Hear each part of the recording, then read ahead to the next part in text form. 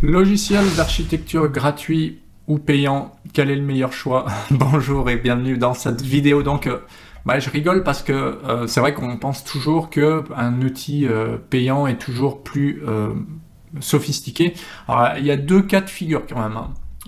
Premier cas de figure, vous êtes un particulier, vous avez des petites choses à faire, honnêtement, il n'y a pas besoin d'aller payer. Voilà. Par exemple, j'ai fait des vidéos sur Picon Planner, vous avez Cozy Casa quand vous avez une maison extrêmement simple et que vous n'avez aucune connaissance, d'accord? VS, un logiciel payant, comme Revit, où vous allez vous arracher les cheveux et vous allez vous ruiner, littéralement.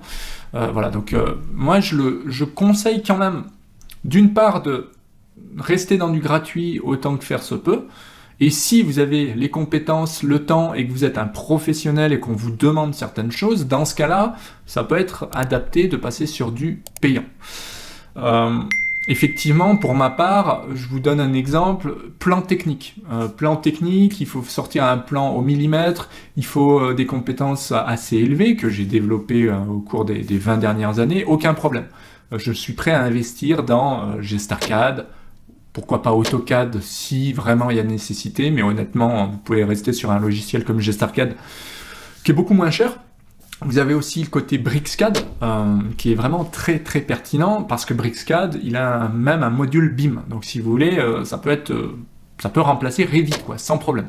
Sauf, une fois de plus, si vous avez un client un peu tatillon qui vous impose de travailler sur Revit, Tekla, CP ou que sais-je. Ou Stracon, d'accord? Donc ça, on va avoir donc des logiciels gratuits, je vais vous les donner. On va les donner un petit peu dans l'ordre qui me viennent, c'est-à-dire, vous n'avez aucune compétence, d'accord? Vous n'avez pas de budget, donc vous ne voulez pas vous ruiner, hein. En gros, ça vous coûte rien du tout. Je conseille le premier, c'est Cozy Casa. Pourquoi? Cozy Casa, il ne va pas vous demander un PC puissant, puisque c'est hébergé en ligne, d'accord? Donc ça c'est l'avantage.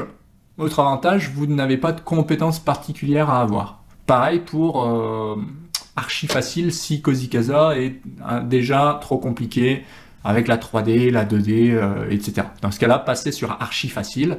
C'est comme son nom l'indique, facile. Il n'y a aucune difficulté et vous avez tout en ligne. Donc ça ne vous demandera pas un PC puissant, ça ne vous demandera pas d'installation préalable.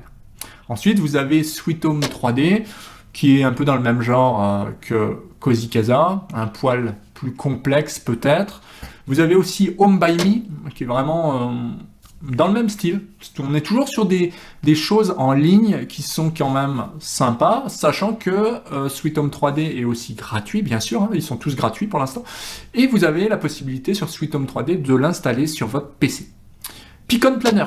Alors Picon Planner, pareil, il est gratuit, ce qui fait une force. Par contre, il est un petit peu plus compliqué à prendre en main. Vous pouvez l'installer sur votre PC et vous avez tout intérêt à l'utiliser dans les cas suivants. 1. Le projet est compliqué, vous avez des voiles courbes. 2. Vous avez des éléments particuliers, vous avez besoin de beaucoup de choses, de catalogues, etc. Donc là, ça peut être complètement justifié. Et puis 3, ça vous permet d'avoir un plan plus technique, hein. Je pense à un permis de construire, je pense à, si vous voulez, des façades, etc. Ça peut être justifié, ce Picon Planner. Ensuite, vous avez quand même SketchUp Free, qui est à mon sens assez bon, mais qui s'adresse plutôt à des personnes qui souhaitent faire de la 3D, en général. Plus qu'une maison, ça va être vraiment de l'agencement général. Moi, je l'utilise pour des meubles particuliers, si vous voulez, des choses qu'on pourrait pas faire avec d'autres softs. SketchUp est un peu plus compliqué à utiliser que les premiers. Par contre, il vous permet de faire ce que vous voulez. Vous pouvez faire des meubles avec des formes particulières, vous pouvez créer vos propres poignées, etc., etc. Donc ça, c'est pour le côté gratuit. Il y en a d'autres sur la chaîne qui doivent m'échapper. Passons maintenant au logiciel payant. Alors, logiciel payant, vous avez GStarCAD qui est très très bon, ou AutoCAD qui est plus cher et à mon sens aujourd'hui qui n'est plus vraiment justifié. Si vous prenez GStarCAD, l'avantage qu'il a, c'est que vous pouvez faire des plans techniques, vous pouvez tout dessiner. Ben après, là, on est passé à un niveau, si vous voulez, professionnel. On n'est plus le particulier qui connaît rien, on est la personne qui a un petit peu d'expérience et qui va passer beaucoup de temps à faire des plans, d'accord? Donc, on joue plus dans la même catégorie. Ensuite, toujours dans le côté 2D, 3D, vous avez Bricscad, qui est un logiciel qui est très bon. Aussi, on peut citer bien sûr ZWCAD, on peut citer DraftSight, on peut citer d'autres softs de ce style. Après, c'est vrai que je vous ai pas donné, vous avez, si vous voulez, LibreCAD, qui est entre GStarCAD et entre les logiciels gratuits. Donc il est libre, il est gratuit. Pour autant, je le mettrai pas dans le côté... bah oui, c'est LibreCAD, c'est gratuit, mais si vous voulez, c'est vraiment très très simple au niveau des commandes. Pour moi, c'est plutôt du basique, mais bon, si vous voulez vous amuser sans dépenser un centime, vous pouvez.